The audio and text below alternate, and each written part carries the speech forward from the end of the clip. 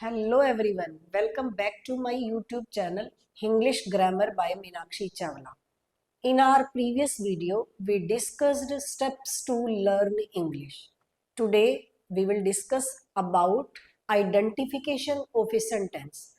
मैंने अक्सर बच्चों को कंफ्यूज होते देखा है कि उनको कंफ्यूजन रहती है कि एक सेंटेंस जो लिखा हुआ है वो प्रेजेंट टेंस में है, पास्ट टेंस में है, फ्यूचर टेंस में है या प्रेजेंट फॉर्म में है।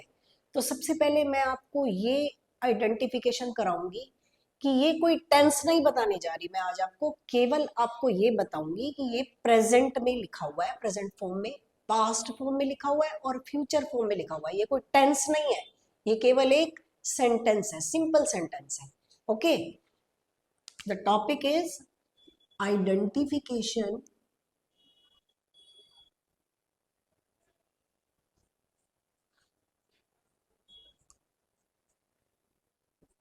identification of a sentence.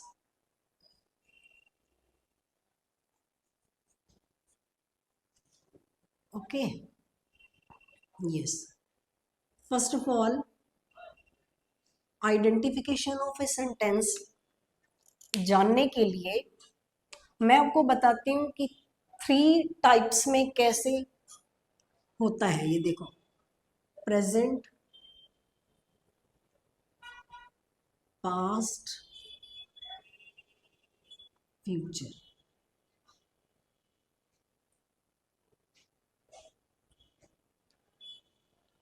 बिल्कुल भी मत सोचना कि मैं आपको टेंस बता के कंफ्यूज कर रही हूँ, मैं केवल आपको प्रेजेंट, पास्ट और फ्यूचर फॉर्म बता रही हूँ कि कैसे सेंटेंस एक लिखा जाता है। तो रूल्स क्या है, उसको लिखने के लिए हमें क्या चाहिए होता है।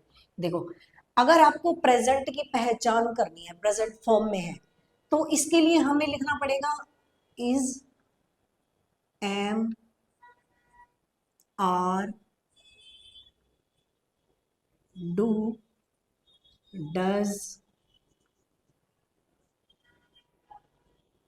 हैज, है। अगर आपको किसी सेंटेंस में ये सब नजर आते हैं, ये क्या होती हैं, ये वर्ब की फॉर्म होती है। अगर आपको सेंटेंस में is, am, are, do, does, have नजर आता है तो इट मीन्स क्लियर है कि वो प्रेजेंट है। एग्जाम्पल से अच्छा समझ आएगा। देखो, अब मैं हैव को ही ले लूं। If I right, it is example, I have a car,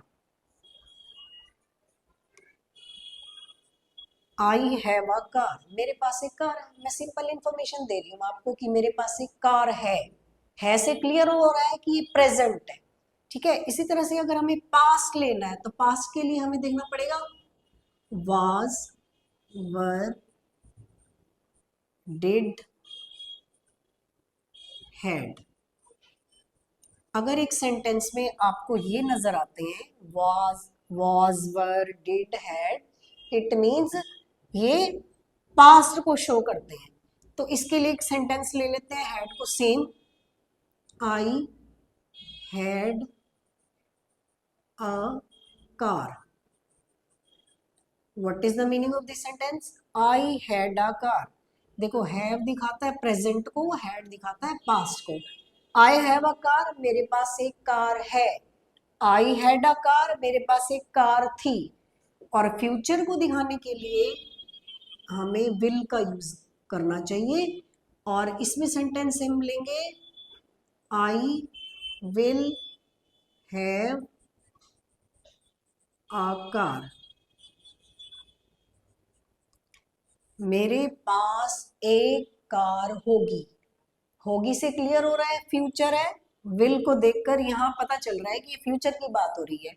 और हैड को देखकर पास्ट का पता चलता है। हैव को देखकर प्रेजेंट का पता चलता है। तो बच्चों में ये कंफ्यूजन देखी थी मैंने, इसलिए मैंने आज ये टॉपिक लिया कि जिससे क्लैरिटी हो जाए। ये कोई टेंस नहीं है, this is not a tense, this is only information that has been written in present, past or future. I hope after that it will be clear to all of you that what is the difference between tenses or simple present past or future form. Thank you for today.